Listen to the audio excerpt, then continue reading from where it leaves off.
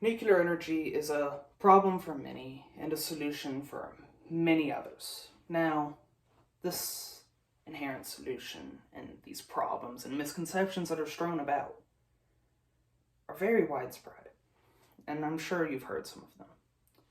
I, Carter Daniel Goldman, will have the pleasure of clearing up those misconceptions, squandering those fears, and raising your confidence to the utmost degree for nuclear energy.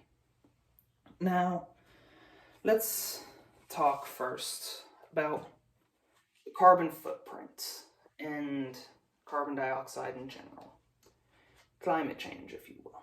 I'm not going to try to persuade you that it exists. And I will even provide an alternative reason why nuclear is better.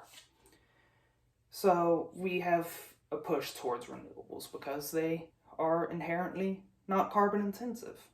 Carbon neutral, sometimes even carbon negative, taking carbon out of the air. Now, nuclear, it does not produce carbon like fossil fuels. It is just as stable, which will be another point. Now, let's assume that climate change isn't real for those of you that don't believe in it. Safety factor. In fossil fuels, there have been many, many more deaths than renewables and nuclear alike. Now, they have been around for many, many more years, but even on a yearly rate, it is just a fraction of how many deaths there are in fossil fuels. Now, on the carbon footprint again, one source that I have, Simon Evans, sorts how carbon neutral these energies are.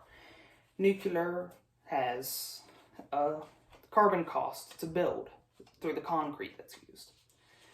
So does the water dam. So does the windmill, the wind turbine, and the inherent toxicity. This may not be carbon, but solar panel cells are inherently toxic, and if broken into the environment, can cause many, many side effects.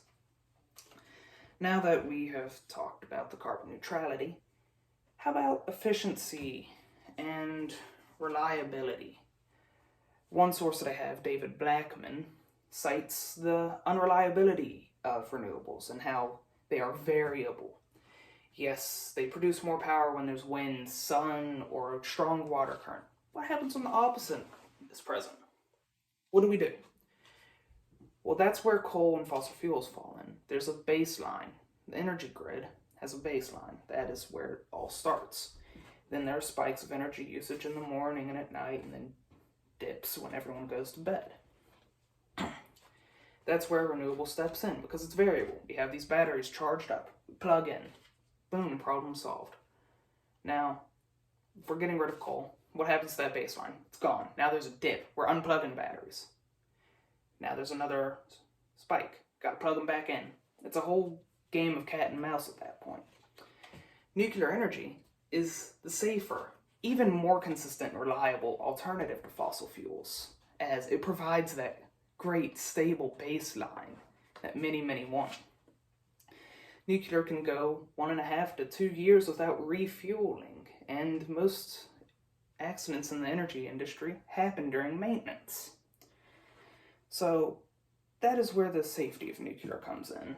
And this is written by Mike Mueller, and how nuclear is inherently safe. Through those 1.5 years, nuclear energy produces about a gigawatt, which is a lot more than many coal plants. It would take on average about 2 coal plants to produce 1 gigawatt. So it would be 2 coal plants to every single nuclear power plant to produce 1 gigawatt of energy, which is 1,000 megawatts, which supplies thousands of homes with energy daily. Now, that is much more compact, much more reliable, much more consistent, because nuclear keeps going for those 1.5 years. Coal power plants, yes, but they have to be refueled much, much more often. And these are the 3 reasons why nuclear is such a great solution to our energy problems and climate change and all of those things. And all of these misconceptions surrounding 3 Mile Island, the China Syndrome, Chernobyl, and Fukushima. They're all widespread through the media because it's a new technology. Yes, it's scary, but if we handle it correctly, we have the fail-safes, we have the education to back it up. Why not support nuclear more? It's such a great opportunity. We can all blatantly see that in the data. Now, what would you say if someone came up to you today and asked you about nuclear energy and fossil fuels and renewables? I would say that nuclear energy is the way to go, and I hope that you would too.